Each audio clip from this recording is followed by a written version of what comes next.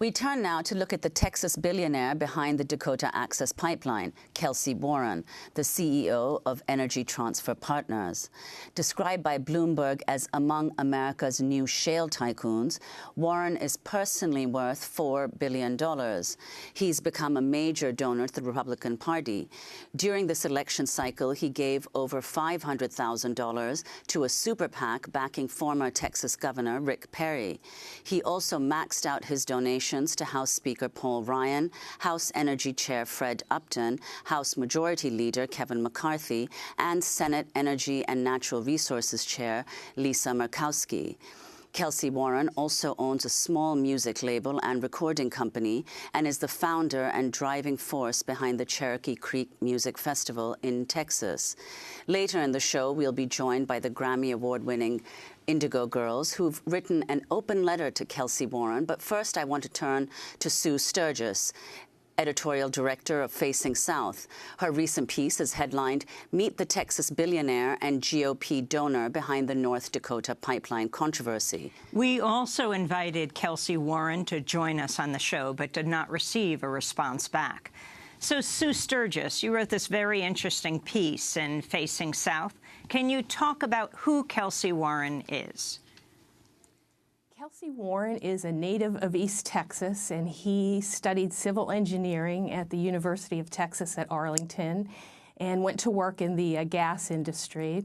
His father, interestingly enough, had been a field hand for the Sun Pipeline, which Kelcy Warren's company now owns. He worked his way up through the industry, and in 1995, he co-founded Energy Transfer with Ray Davis, who you might know as the owner of the Texas Rangers baseball team. And then it was in 2007 that Warren became the co-CEO and chairman of the company. Well, can you tell us a little bit about this company that he co-founded in 1995, Energy Transfer Partners?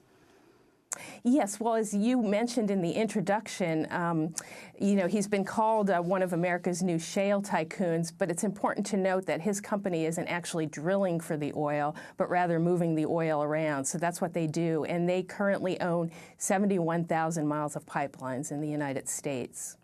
Can you explain what that means, moving oil around? Well, once we get the oil out of the ground, it's become really important to get it to where it needs to go. And the pipeline is the way that Kelcy Warren has made his fortune doing that.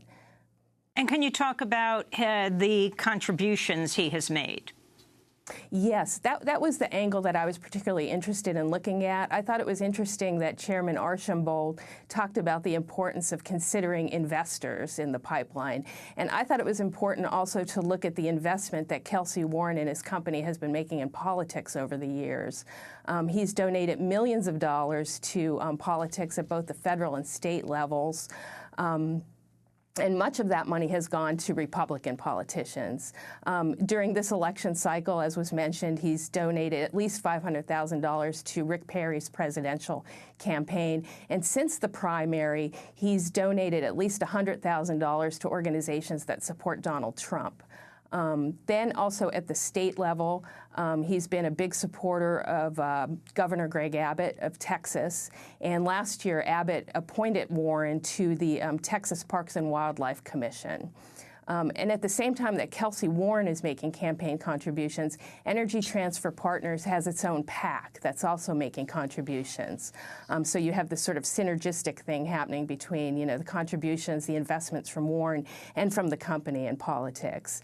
And during this election cycle, Energy Transfer Partners has invested about $300,000. That's what we know of so far. Of course, these are moving figures. We'll probably find out more after the election when all the reports are in.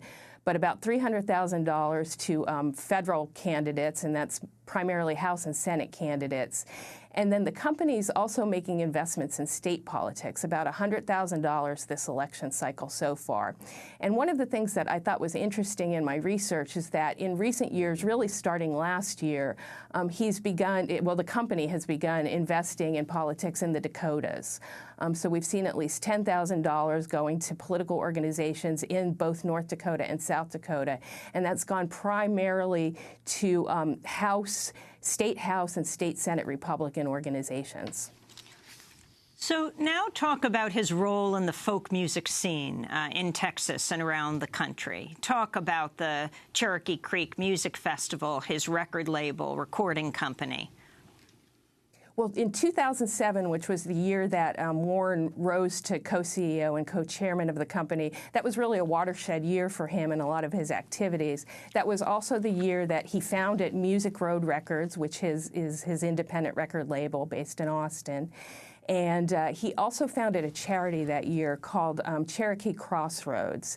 And it's the music festival that he then founded that actually funds the charity. So that's how that works. The Cherokee Creek Music Festival raises the funds that then goes to Cherokee Crossroads. And that primarily funds children's causes and also local service organizations. Mm-hmm.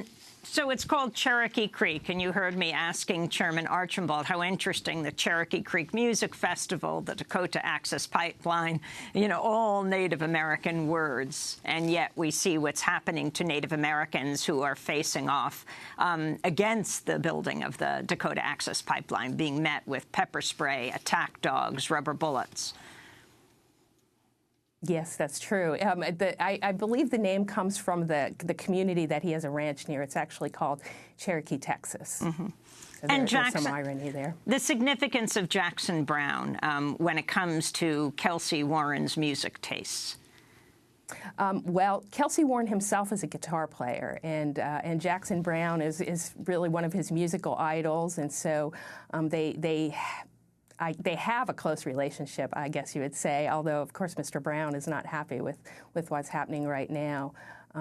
But yes. Mm-hmm. Well.